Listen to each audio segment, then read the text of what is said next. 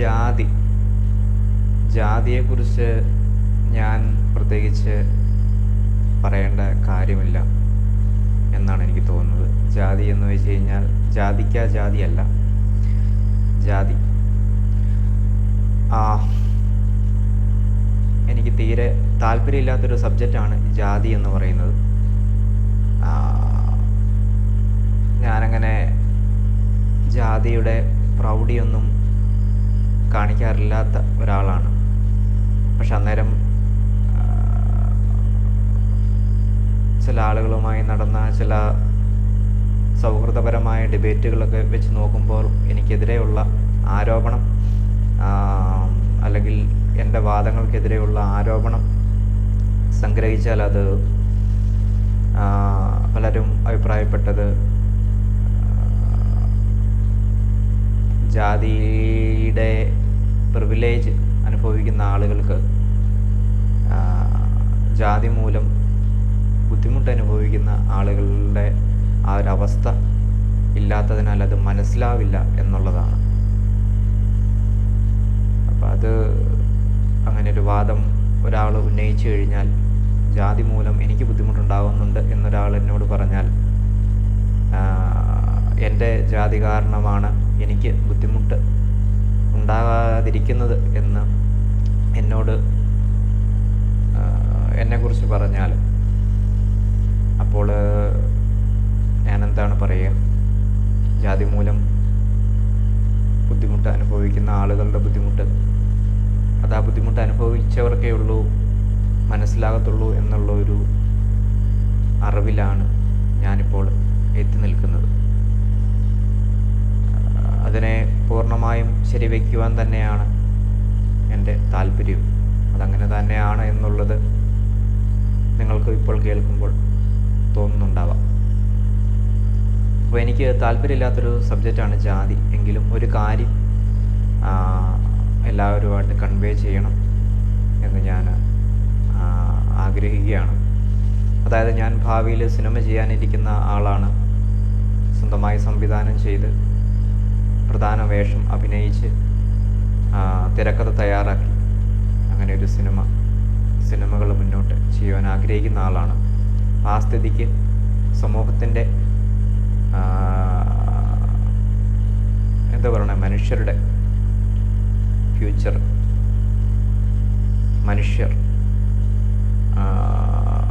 മനുഷ്യരുടെ ഇതുവരെ ഉള്ള യാത്ര, ഇതിനെക്കുറിച്ചൊക്കെ നോളജ് ഉണ്ടായിരിക്കേണ്ടത് ആവശ്യമാണ്. പരിണാമത്തെക്കുറിച്ച് ധാരണയുണ്ടായിരിക്കണം, ആന്ത്രോപോളജിയെക്കുറിച്ച് ധാരണയുണ്ടായിരിക്കണം. അപ്പം അങ്ങനെയൊക്കെ വരുമ്പോൾ എൻ്റെ പഠനത്തിൻ്റെ ഭാഗമായിട്ട് ഞാൻ ഓരോരോ കാര്യങ്ങൾ മനസ്സിലാക്കുന്നുണ്ട്. അതാണ് എന്നെ ആധുനിക സിനിമകൾ ചെയ്യുവാനായിട്ട് പ്രാപ്തനാക്കിക്കൊണ്ടിരിക്കുന്നത്. അപ്പോൾ അതിൻ്റെ ഭാഗമായിട്ട് എനിക്ക് തോന്നിയ ഒരു കാര്യമാണ് ഞാനിപ്പോൾ ഇവിടെ പങ്കുവയ്ക്കുന്നത് എല്ലാവരുമായിട്ട്. ഇത് പൂർണ്ണമായിട്ടും ശരിയാണെന്ന്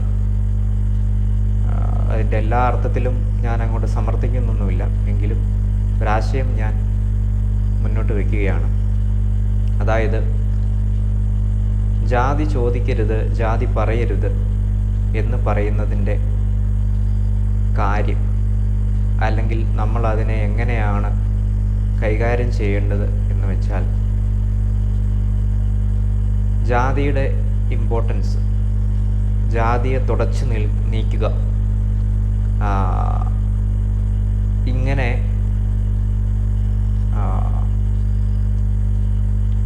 ഉള്ള രണ്ട് കാര്യങ്ങൾക്ക് വേണ്ടി വേണം നമ്മളതിനെ, ആ രീതിയിൽ വേണം നമ്മളതിനെ, ആ ഒരു ജാതി ചോദിക്കരുത് പറയരുത് എന്നുള്ളതിനെയൊക്കെ കണക്കിലെടുക്കുവാൻ, കൈകാര്യം ചെയ്യുവാനായിട്ട്. അതായത്, ജാതി ചോദിക്കാതെയും പറയാതെയും ഇരുന്ന് കഴിഞ്ഞാൽ പതുക്കെ പെട്ടെന്ന് സംഭവിക്കുമെന്നുള്ളതൊന്നുമല്ല. ഇപ്പോൾ ഉള്ളവർ അതിൻ്റെ ബുദ്ധിമുട്ട്, ഇപ്പോൾ അനുഭവിച്ചുകൊണ്ടിരിക്കുന്ന ബുദ്ധിമുട്ട് അനുഭവിക്കുക തന്നെ ചെയ്യും. അതിലെനിക്ക് ഒരു സംശയവുമില്ല, ഞാനത് അംഗീകരിക്കുന്നു. അത് അങ്ങനെ ഉണ്ടാകാതിരിക്കട്ടെ എന്ന് വിചാരിക്കാമെന്ന് മാത്രമേ ഉള്ളൂ. അപ്പോൾ ഞാൻ പറഞ്ഞു വരുന്നത്,